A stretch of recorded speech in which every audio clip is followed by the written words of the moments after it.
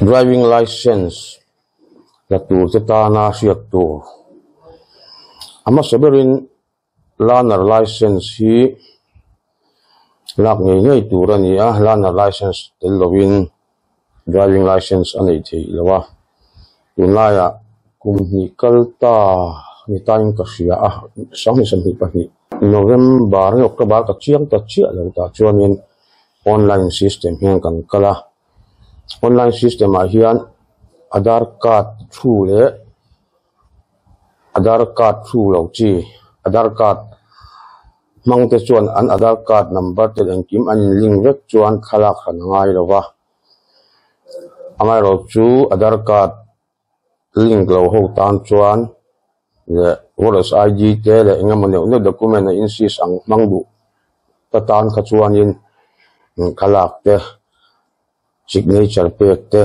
le an document khatiang kha upload angai thin ani chu tiang ni wang chuanin signal tha te kan ngai to angaya chuan passport an upload tu sim kha 20 KB ayalian lo tur ani a alen chuan upload thei lo ni chumi ni wang chuanin film kurangaya tin document hi kan upload don pon kan document akha age proof le address proof angai thina wangin kan document akhanin about page ang chi khan khala ka upload thei ram ni se kha akin huwa thil thale document file zo kan ni thina chen khatin a phone page cho anon upload hian aboi khak thei thin kop maya khang kha ti to lo ni se learner license bo hin confirm khore me ma scrutiny tu kha MVI ni miawa wangin film khoraki mani to tur ani to china wangin khang apo khan kini poru tak chona an ti sual te hian han siam that le ha sa to chin sia kan mang le thei khop ani tin learner license an han ne ya chumi ma chuanin kha software khan ama sabera anti dan tur chu transport a website kan lu tanga misoroma ta chuanin click tu no oma phone number ten entry to huwa OTP ten huwa OTP mu huwa dikhan aron fill up tur ang chi kha fill up anianga chuta a fill up zo huwa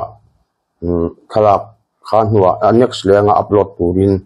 atilenga kyang chuan atopa signature te fee te an upload fil huwa MVI ron kan office DT office anon kalanga MVI hiala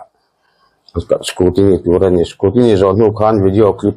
ta ka chan visual en tur omboka tutun en zone huwa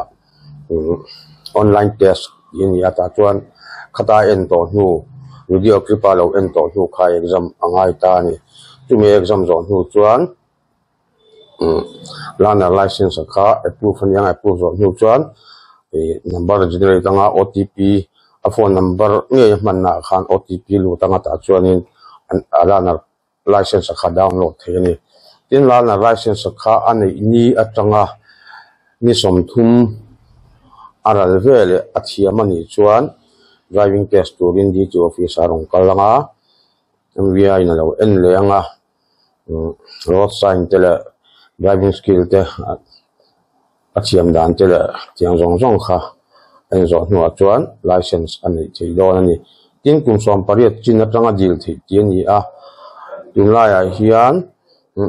professional omlo kan ti hi a professional taka hi heavy ni to china a motor te hi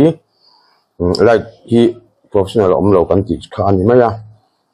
cha chuanin amai ro chu kum som pariat in auto emo taxi emo a license na LMV ne wangot khan a khal thi wa kum som hi tin nge nga ya khatiang khan transport a chuanin kum som hi tin lo chuan li thei kha khal thei lo ni ti kha tang sei tel du bok ani